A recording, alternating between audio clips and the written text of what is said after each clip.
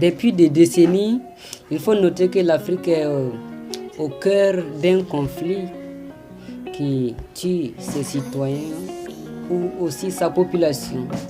Mais maintenant, vu la gravité des querelles, des guerres ça et là, l'on se questionne cette question. Quelle est l'origine du terrorisme? Quel est son but? Quels sont ses intérêts? Et qui sont ceux qui se cachent derrière cette genre de situation pour bafouer la dignité et tuer des hommes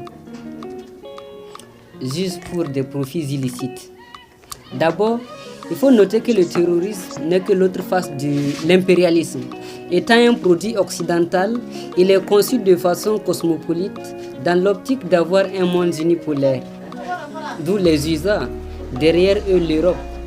À cet effet, notons que l'OTAN est la mère des conflits. La France est semblable à une mère acariate, une sanction pour les États baptisés à son gré, pays pauvres ou pays en voie de développement. Maintenant, se cassant derrière le droit de l'homme, l'OTAN, oui bien sûr, pille, vole, tue, assassine et dicte ses lois. C'est pourquoi je les appelle les saints blancs. Maintenant, quelle sera notre position étant africain? Quel exemple en tirons-nous?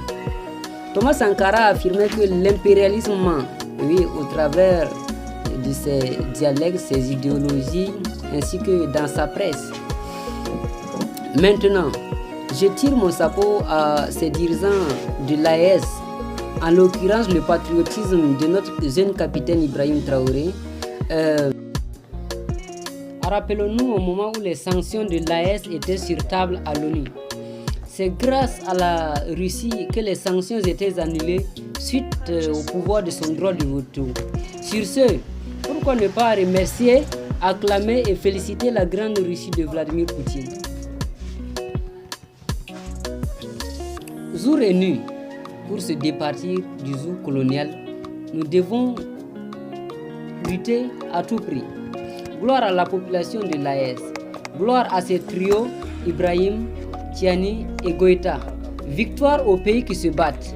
Bientôt, les pays comme le Togo, la Côte d'Ivoire, le Bénin, le Nigeria, le Ghana auront les yeux ouverts. Tous les Africains se rassembleront à nouveau après une longue séparation. Les vieilles familles orphelines se rassembleront à nouveau et les familles orphelines reviendront sur la terre où ils s'étaient éloignés depuis des temps obscurs.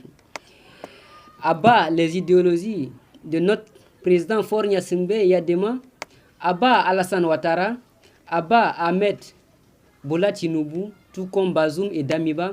Victoire au Burkina d'Ibrahim Traoré, victoire au Mali d'Assimi Goïta, victoire au Niger de Tiani.